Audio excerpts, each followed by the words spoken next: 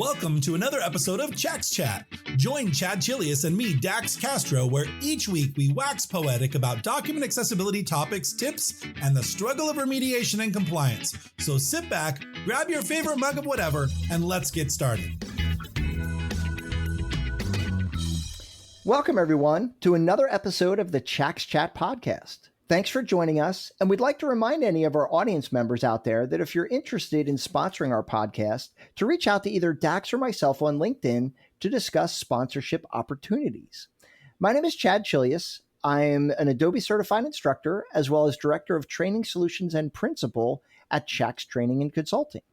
And my name is Dax Castro. I'm Director of Media Productions here at Chax Training Consulting, and Chad and I are both certified as accessible document specialists.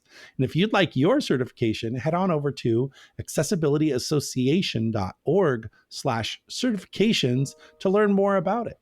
It's a great certification to have, and Chad and I actually helped write the test, but don't try to seek us out for any secret answers. We're not allowed. We're not allowed. Although we are ready. We are now past the statute of limitations to write our own study course for it. Now, we absolutely are ethical and would not teach you to the test, but we want to teach you those principles. So Chad and I might be working on something like that in the next near future. And, so keep an eye out for that. It could be coming soon. It's on the list, right? It is on the list, and our list is fairly long, guys. Yep. I gotta say, I wish it were shorter, but it is a bit. So how you doing, Chad? I'm doing well, man. Doing well. I just finished. You and I are both speaking at Max this year, Adobe Max, and you're speaking in person. You're my much lab. Closer than I am. Yeah, and I'm speaking virtually. So I just recorded my session and uploaded it, and so that's one thing off my plate. There you go. On to the next one. They give you a checklist. You have a speaker's portal, and you go to the back, and it's like all these due dates. You've got to make sure you've got everything all squared away. But my lab's going to be in design for accessibility, and so putting together a sample file and an instruction manual and all of that, it's going to be great. Some really good stuff. I'm excited about it. So yeah, awesome. Yeah. Well, today we wanted to talk about a couple of different topics. And the first one I think is an interesting one. Chad, why don't you fill us in? Yeah. So, the topic is that of adding alternate text to hyperlinks, right? And this is certainly not the first time we've brought this up, certainly not the first time we've talked about this. But last week I was talking with a colleague of mine who is visually impaired. I want to say he's mostly blind. I think he does have some vision, but he does. Yeah, he does have some vision. But he does use a screen reader, to read content in documents and on web pages. But and we happen to be working on the same project, right? You and I and him, we're all working on a project for something that we can't really talk about. But you and I had made the suggestion of adding alternate text to hyperlinks that were in this document. Right. And we should point out that the hyperlinks are what I call implicit hyperlinks. I'm not sure if that's actually the proper term or not. But what I mean is that there are hyperlinks in the document that are spelled out. Right. Right. They're very long and nonsensical, most of the time, you know what I mean? Like, it's just a string of characters, maybe a couple of words thrown in there, but they're just really long URLs. And so you and I had made the suggestion of adding alternate text to those hyperlinks to provide a better user experience. Right. And what I found super interesting, the colleague that I was talking to, he kind of opposed the idea. He did. He opposed the idea, and I'm like, that's really interesting. Why is that? Why don't you want that? And he said, and I'm sorry, I have to chuckle a little bit, but he said to me, because I want users of assistive technology, I want users of assistive technology to have the same crappy experience that a sighted user has when reading those URLs.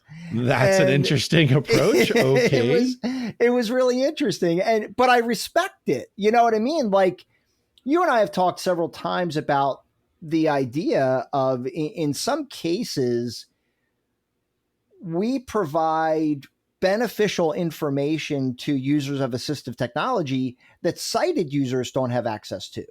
Well, right? What's interesting, Chad, is I was talking to our good friend over at Adobe, and I have it on good authority that they might be working on mouse over alt text for hyperlinks.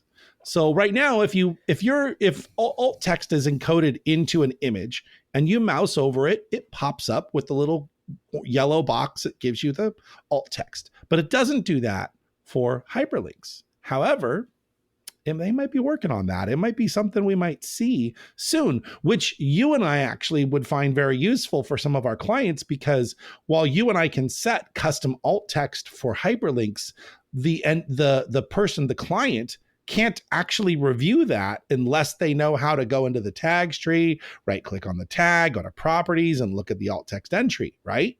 And so this is a great way.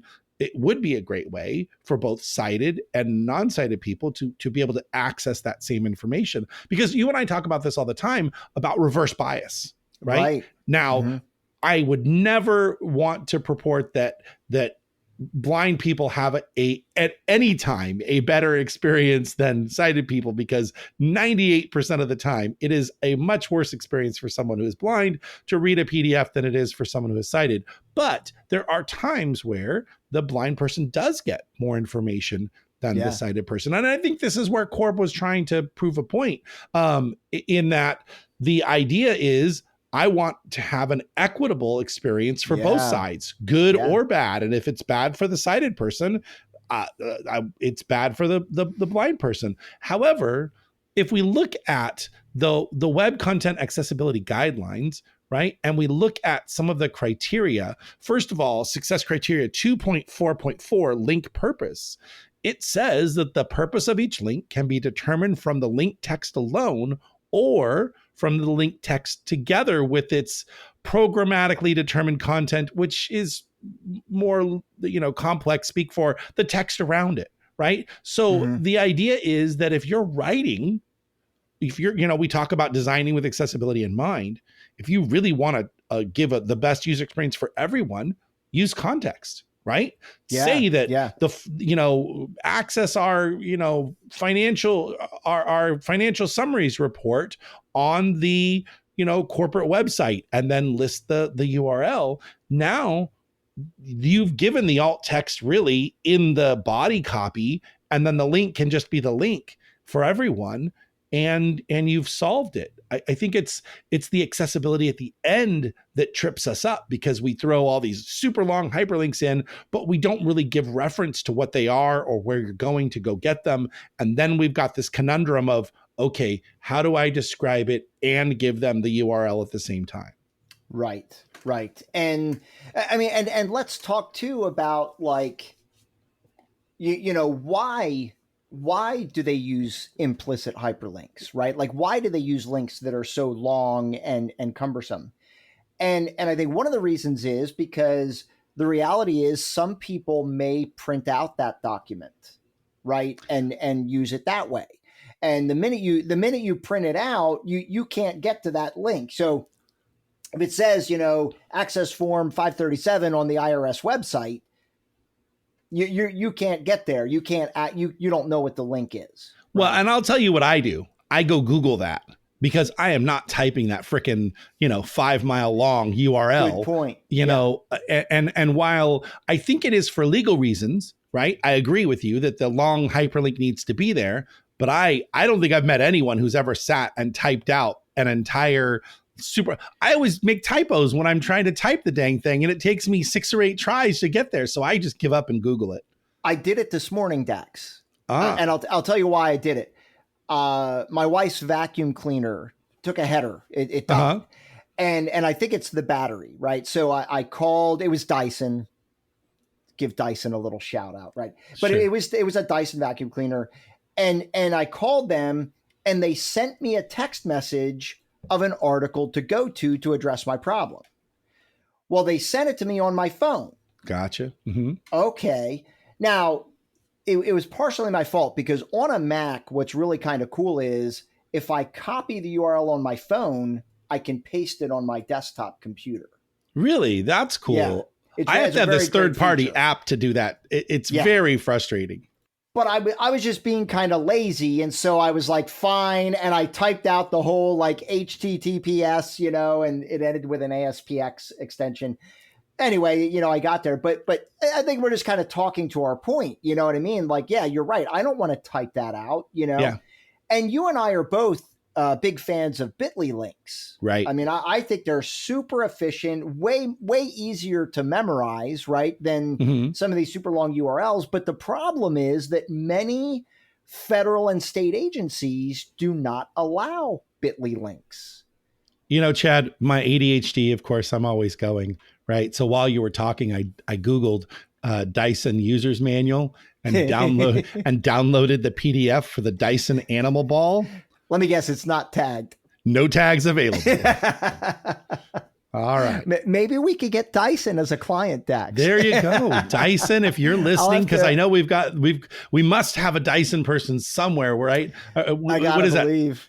Five separations from any client, right? 5 separations from Dyson. 6 degrees of separation. Oh yeah, there you go. That's what I was looking for. 6 degrees from Kevin Bacon, isn't that there what you they go. say? Yeah, I remember that in high school.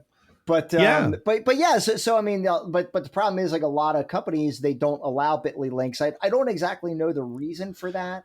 Security of some sort. Yeah, I mean, you could have a redirect. Someone could, in essence, take you to someone's OnlyFans page instead of the IRS website, and you would never really know. But the reality is, you could do that to any. Well, you would know the moment you clicked on it. but the reality is, you can make anything say anything. I mean, you can hide a link, but I kind of get the. I mean, I suppose you could hack into Bitly. I'm sure somebody could hack into Bitly and maybe hijack some of those URLs. So I think it's more like part of the concern. If I were writing content, right? If I were writing a report and I'm getting fired the next day, I could put a Bitly link in there that takes them somewhere else. And if anybody was auditing the report, no one would really notice that the Bitly link is going to something nefarious. I guess you're right. Versus if you type the long URL, right? It would take you a lot more ingenuity to make that URL redirect to something else. I mean, that's, I think it's just disclosure. They just want it to be super clear. And, but I guess if you said download the earnings report and that was hyperlinked text, right?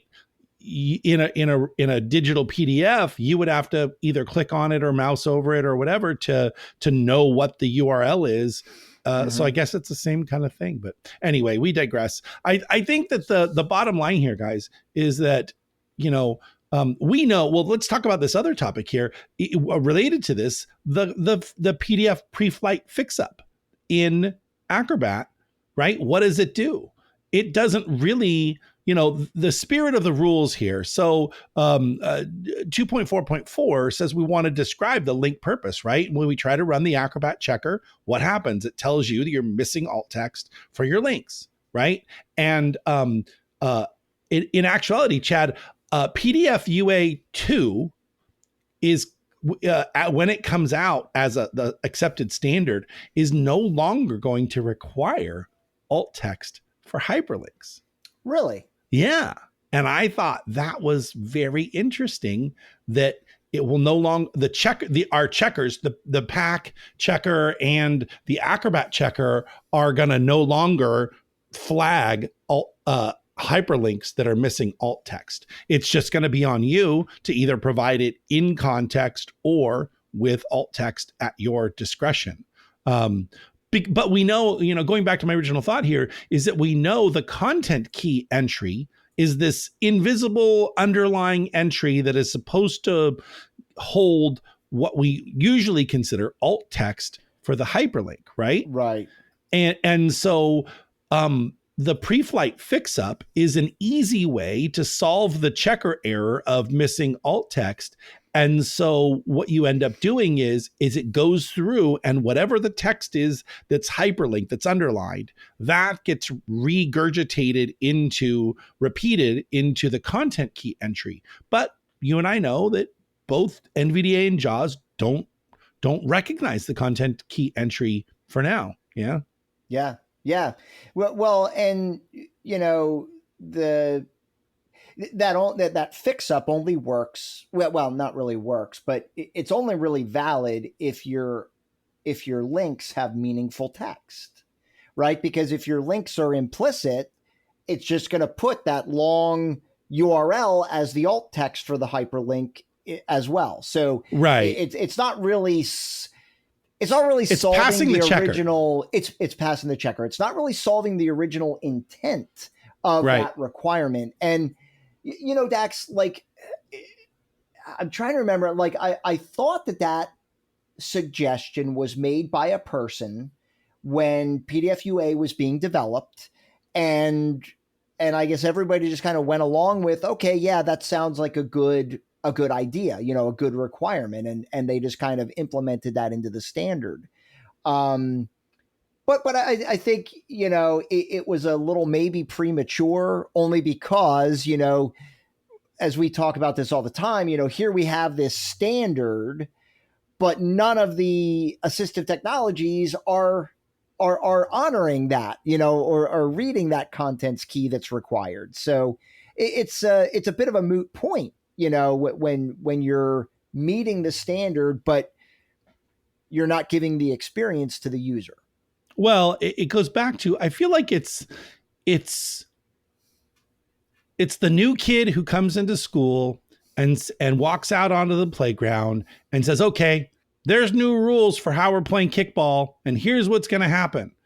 Everybody has to use their left foot. And everybody looks around and goes, well, I don't use my left foot. I'm not doing that. And no. Or we're going to go around the bases the other way. And you might, people listening to this who are PDF UA or PDF A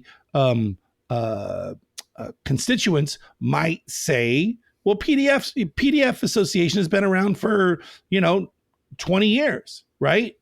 And the answer is sure, but we've lost the ability to reach out to the programmers who are NVDA and JAWS and everyone else, and kind of come to the table. And I think that when you just start to, and I wouldn't say arbitrarily, because I'm sure they're thought out on the PDF Association side, but when when the left hand doesn't know what the right hand is doing, that makes it really hard for the person in the middle trying to navigate the world using these tools. And I think that, to me, is the shame. And of course, both agencies point the finger at the other agency.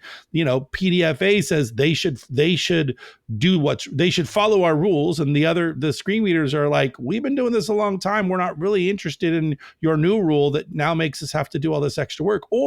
And in some cases, sure, we'll change that, but it's going to take us a bit to get it done. And so, we all know that there are things we'd love to see changed in programs that we use, but the timeline, the cycle for that is sometimes years. The development cycle is very long. What I mean? Like, in our brains, we sit here and be like, well, why can't you just fix that? And then they're like, oh, that's going to take 6 months. And I'm like, whoa, you know what I mean? Like, so, and again, I'm not a developer, so I'm not putting developers down. I'm, nothing like that. It's just, it's hard to wrap your brain around that. It seems like such an easy thing to fix, but the development cycle is often very long. So, well, and there's 100 other things that they're trying to fix that also have long development cycles. It's one thing when you go stand in the line at Starbucks and you see there's 50 people in front of you. But it's another thing when you put in the mobile order and you're standing there waiting, trying to figure out where you are in line. And then you start getting all frustrated because you're like, it's been 9 minutes. I'm still waiting for my mocha frappuccino. And you're like, and the people behind the counter are like, yeah, you have no idea. There's like 30 people in front of you. Yeah. So, Yeah. it's perspective, and I appreciate both sides of the coin, and I think that it will get there. Yeah, it's a hard thing. So again, I think the takeaway here, guys, is that when you're designing your own content, think about how you're going to present your links and talk about where it's going and what you're getting. If I'm going to download a 30 meg PDF, I want to know before I go click this link that if I'm on metered cell service or I'm at home on a pay per meg plan, that makes a difference, right? Mm-hmm. Yeah. So I think also, going back to his comment, right? We always talk about, what we do, right? Making documents accessible. The fundamental guidance that we live by is basically equal access for all. Right. Right. And we say that all the time, yet I think we often are adding additional functionality in to provide a better experience. And I just found it very interesting that my colleague was like, no, let's make this an equitable experience. Right. This experience stinks for a sighted user. Let's let it stink for a non-sighted user. And I respected his opinion. I really did. It was good coming from, because, Dax, you and I have talked about,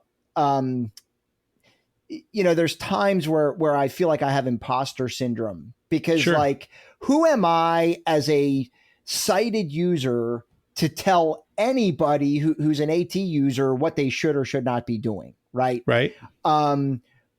But, we do have good intentions, right? And we're trying to just create that equitable experience, equal access for all. And it was just good to hear it come from somebody, that was in a different situation than you and I are. You know what I mean? I agree, but I think you and I have talked about this a couple of times of the helicopter view. When we're looking at a document, there are things that we get that are instantaneous advantages that a person who's using only assistive technology, whether that's a Braille device, refreshable Braille, or a text-to-speech tool, or NVDA or JAWS as screen readers, the ability to absorb information at a visual level is instant. And a good friend of mine, Doug Sheppers, if you have not watched any of Doug's stuff, he is a data visualizations guru.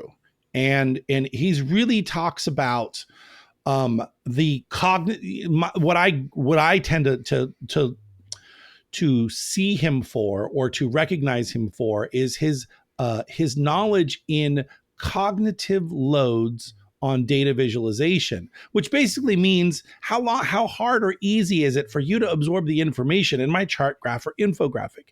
And he's got a couple of videos, and he helped write the paper on of data visualization that I was a contributing author for by the Urban Institute. And I'll link to those in the show notes or in the post where we have when I post this podcast link. But anyway, all that to say, his videos are great, and he talks about our innate ability to instantly absorb some information, while other information we have to really dedicate thought process to.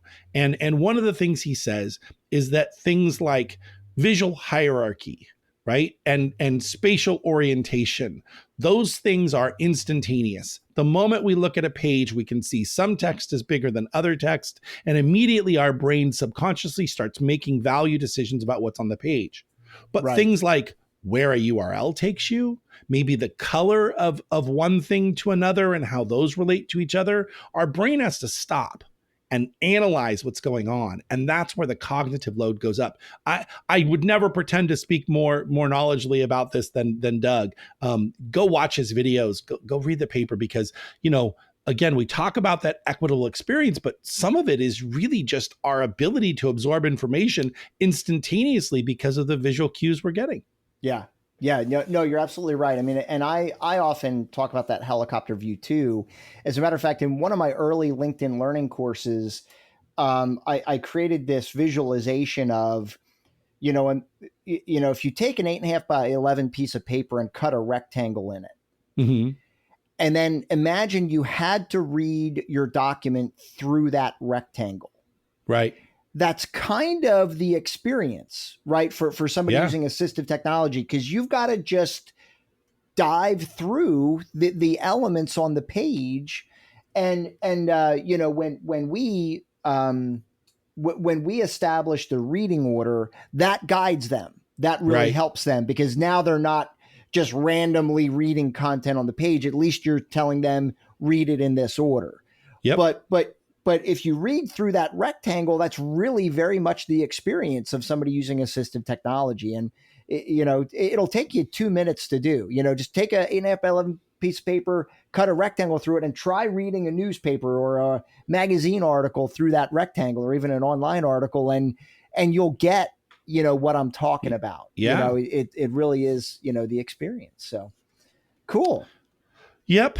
Well, I think the takeaway for this episode, guys, is that we can understand the user experience. We can try to give as much information as we can, but it's always easier when we design from the beginning. And I know a lot of people listening to this show are remediators who get PDFs from other people. The cake is baked. There's not much you can do. All we can do at that point is try to provide the best experience we can. Now, does that mean if we had I had this conversation with somebody the other day, and he says, well, what do you do when there's a document that has 150 hyperlinks in it? I said, well, depends on a lot of factors. How much time I have is usually the number one factor, because if something's needed right now and I can't spend 6 hours or 3 hours making custom hyperlinks, then that's, that is going to dictate how much level of effort I'm going to be able to put into that document. So I might just run the pre-flight fix up and assign whatever the text was. Right. Yeah. And the reaction was, so you're saying that you'll only make something truly accessible if it's convenient for you. That's not really fair, I was like, well, no. He goes, so what's the limit then? If there were 50, 30, 10, where do you cut that off? At what point do you decide that the level of effort is enough? And I challenged him and I said, it depends on what I want the user experience to be.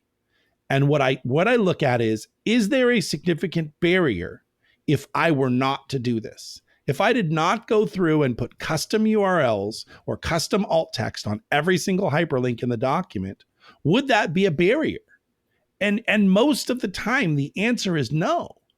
We'd love to provide. I mean, you and I go above and beyond in most PDFs. I mean, doing org charts or doing infographics or doing lots of complex graphics, we never just apply alt text and call it good. Unless the client forces us to, right? We're always looking for that deep experience to provide equitable solutions. But there are times where we don't have the time, given the delivery, the expected delivery of the document. And if we were to put that the custom alt text in there, it would provide very little benefit for the end user, more than what was already there. And so, again, we go back to, what do I want the user experience to be? No significant barrier is our first checkpoint. Does our document have a major barrier to access of information, right? And then third of all, do I have the time to give them what I call the Cadillac experience? And if I do, I absolutely am going to do that, right? Yeah. Yeah. And I mean, listen, the harsh reality of it is, I mean, we have the same constraints that everybody else has out there. Right. Yep. And that is time and money. Right. Yeah. You know what I mean? Like, at the end of the day, if the client is not going to pay for the extra work, it makes it really hard for us to justify putting in that extra work, because unfortunately not going to get paid for it, So and trust me, I mean, I struggle with this all the time, and I know you do too, Dax. It's like, I'll hit this element and I'm like, oh man, like a list that's all paragraphs, and I'm like, right. In my heart of hearts, I want to fix it. But to your point, is it a significant barrier? Yeah. No, they still can read all the content. They're not going to really be made aware that it's a list, but they can still read all the content. So we kind of classify that under no significant barrier. Yeah, but again, it goes back hurts. to oh, for sure. And then it goes back to, what am I trying to do? Is if my client says, I want to pass this checker, I need to know that this document is accessible. Well, you and I both know that both PAC and the Acrobat checker, if you had a list that is just paragraph, paragraph, paragraph with no list structure, both of those checkers are going to pass that list, because it doesn't know that the list is supposed to be a list. And we know that the end user is not going to get the declaration of how many items are in that list, because that's really the big difference between tagged as a paragraph with normal bullets and tagged as a list is the declaration of list 5 items. With 7 items. Yeah, Yep. Exactly. Yeah. So now it'll honestly still read the same. It's still going to say bullet. It's still going to read the text, but that initial declaration that, hey, you're about to read a list with 7 items, that's helpful, because as a sighted user, helicopter view, we know that instantly. Yeah. Right. The minute we see a numbered or a bulleted list, we know it's a list. Yep. But to somebody using AT, they don't know that unless AT makes them aware of that. Well, and I think that where we talk about no significant barrier, we think about, okay, if that list has 5 items, no significant barrier. If the list has 100 items, yeah, I think there is a significant barrier, because I'm going to listen to this list going, okay, bullet one, does this bullet end? 2. Well, yeah, exactly. And you're like, okay, how much further is this? And you have no idea. There is no way for assistive technology users to be able to quantify how many bullets are in that set. And that's why we say no significant barrier is a very easy and attainable litmus test for, do I do the extra work? And also, though, like we were saying, the experience, right? Because I know I mentioned this on our podcast before, where I had a document where on one page they listed all of the zip codes that company serviced. Right. And it was a couple hundred zip codes, Yeah. right? Now, when I tagged it the first time, I made them all paragraphs. Mm-hmm. But I think it was after our podcast where we talked it through. And I think you brought up the fact that if it's a list, that makes it really easy for me to make a decision. Right. Yes. When I hear list with 150 items, I'm like, whoa, pump the brakes. Yep. Do I want to listen to 150 items? Maybe I listen to the first couple and I'm like, oh, these are a bunch of zip codes. Either I don't care, or I really want to know if 90210 is, you know what I mean? And of course, that's going to be at the end of the list, right? That's a throwback to my high school days, man. I know. It shows our age, doesn't it?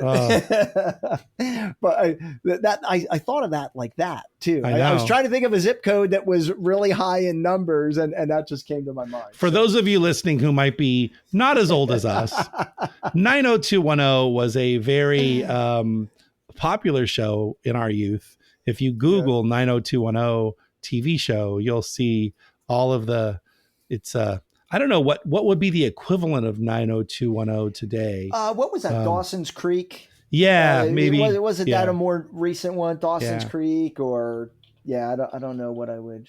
I don't really watch those shows anymore, but anyway. Yeah, it is. Anyway, we digress. But again, it goes back to no significant barrier, guys. You don't have to be an accessibility expert. And people, I hear this all the time, will, those with more knowledge tend to pick on is the right word, but point out the little things that we don't do right. And your first litmus test as you start creating accessible content should be, no significant barrier.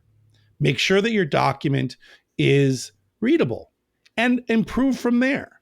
Start making small changes and then increase the level of accessibility and you'll get there. Now, granted, we all want a document that passes, the Acrobat checker at its base. Really, your litmus test should be, do I pass Microsoft Word's checker? If you're talking about a Word document, then can I pass the Acrobat checker as a secondary? And then finally, do I pass PAC? And if you can get through all those, or Common Look's, integrity validator or Common Look validator, I think, those litmus tests are really going to be kind of your roadmap. And as you get farther along in your content skills, you'll be able to pass those checkers more and more often. So 100%. Document accessibility is not black and white, and I think that's what makes it hard, in a lot of cases. But I think if you have the proper intent, it'll help you to make appropriate decisions that's going to provide the user with the best experience, and, so many things we do, there's 5 answers to your question. Oh, yeah. Right. Like, how should I do this? Well, you could do it this way or this way or this way. There's not like one black and white way of doing it. So even if you choose a different approach, it doesn't make it wrong. But as long as you think about making sure the user has a good experience, that's really why we're here. That's our job. Well, and that goes back to why we have our, document testing with NVDA class, right? On understanding that user experience. Because if you don't understand how that document's being read by someone using assistive technology, it limits the amount of choices, or it limits the knowledge behind the choices that you make as you make that document accessible. Because do I need to go in and artifact every dash inside a table because they've used dash as the 0 or null value for a blank cell? Well, have you tested it? Do you know, does NVDA and JAWS read those dashes or does it ignore it? And only you are going to know when you go test that document. So yeah, very, very interesting. This has been a good podcast, Chad. I think so too. And if you did miss last week's podcast, I promise you it is a roller coaster.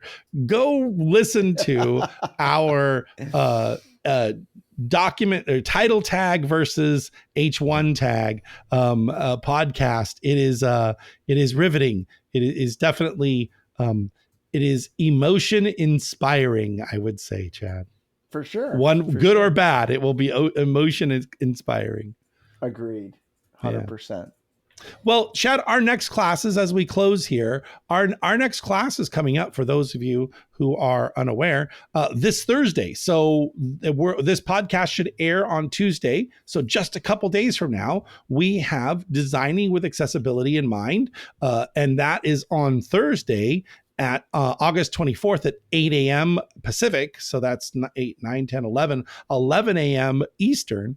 And then, Chad, your class on August 31st is Accessible Forms, right? Yep. And then I'm back again for September 7th, Accessibility for Microsoft Word. So we talked just a little bit about Word here in this session, but if you want a deep dive to figure out kind of what Word does and what it doesn't do and what you can do to improve the Word to PDF scenario, then absolutely go sign up for those classes, guys. And you can see those classes on accessibilityunraveled.com and just click on any one of those banners and you'll get the expanded outline. And these outlines are comprehensive. I mean, if it's not just 3 hours of us talking, it is some really good information and some really great handouts and some really good plugins in some cases. Yeah. It's hands-on. Yeah, it's actually hands-on. Like we're working in Word or whatever program it is. The Forms class, we're working in Acrobat, we're working in InDesign. So, Dax and I are all about like showing, like actually showing you how to make it happen. And I love doing it. It's fun for me. So. Agreed. So go, and if you use promo code NEW 2023, and the promo code's listed on the page where the classes are, you get $75 off. So, you're getting less than $100 an hour. You're getting really great content You can ask all the questions you want. You can even submit example files for us to work on in class, and we'll take it, we'll look at those and work try them to live. Squeeze them in. Yeah. So awesome. Yeah, I mean, we work with sample documents that kind of illustrate everything that we're trying to show. But whenever we can, grab somebody's file and illustrate the same thing, I mean, I love doing that. I mean, that's actually one of the things that I love about, what we do. I mean, I love taking client files blindfolded. Yeah. Right. Because I want people to know I've got nothing up my sleeve. Like the things that I do, there's no magic happening in the background, right? It's like, okay, let's look at your file. Hey, we can make this accessible and just kind of walk through it. I find that a lot of fun. You know what, Chad? You know what we should do is we should do a live webinar that is Stump the Experts. Oh, where like for 2 weeks prior to the webinar, people can submit, or maybe not, I guess not submit beforehand, but people will come ready to go. We'll give them a Dropbox link and people can upload PDFs for us to look at live while we're on the air, while we're broadcasting, and see, walk through the document. I think that would be cool. I wonder if you're listening to this and I posted this on LinkedIn or Facebook, comment on underneath the podcast link and let us know. Would you be interested in doing that? Yeah, that'd be great. We'll call it Stump, Chad, and Dax. Yeah. I like it. And you know what? Here's the reality. I mean, I have seen some train wreck files in my day. Sure. And we're not saying that we're going to be able to fix every single file. Oh, I think we can, Jed. I have yet to find a file that I can't make accessible, right? Right. But all I'm saying is like at the very least, we'll offer you a suggestion. Yes. We're not going to do the work for you. We'll walk through, look at this infographic. Here's how I would approach it and give you some techniques and walk you through it. But if you give us a 30-page PDF, we're not making it 100% accessible and then moving on. That would we would use the entire session. Yeah. So yeah, for sure. Yeah. For sure. All right, guys. Well, listen, thank you all for tuning in today. I hope you found this conversation interesting. I know I did. I always learn something when Dax and I get together. There's always something to glean from our conversation. So I hope you enjoyed that. And thanks again for tuning in, and hope to see you next time. My name's Chad Chilius. And my name is Dax Castro, where each week we unravel accessibility for you. Thanks, guys.